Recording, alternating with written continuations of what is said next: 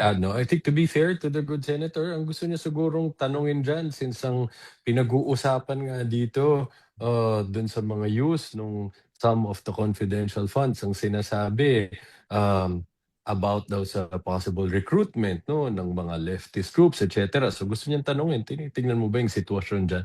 Pero sabi nga niya, hindi ito investigation, it's an audit, and as stated by Attorney Ligutan, what they conducted is a compliance audit. So it's documentary audit. So they're confined to the four corners of those documents. So yun lang ang tinitignan nila. Kaya yan naman ang naging mga discrepancies or issues na na-point out niya. For example, kapag makikita yung dates, may problema. Dapat ginamit supposedly ang funds December 2022 pero naka-date 2023. Malinaw sa dokumento kagad may problema. For example, Mary Grace Piato supposedly binigyan ng reward in the form of medicines worth 70,000 pesos.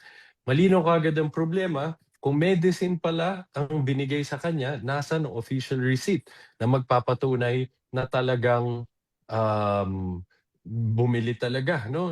Diyan ginasta ang pera. Nasa ng official receipt galing sa botika. So, sa aming palagay, of course, at the end of the day, ang appreciation falls in the impeachment court. But sa aming palagay, hindi naman naapektuhan yung kanyang findings na sinalaysay niya sa atin. And even if we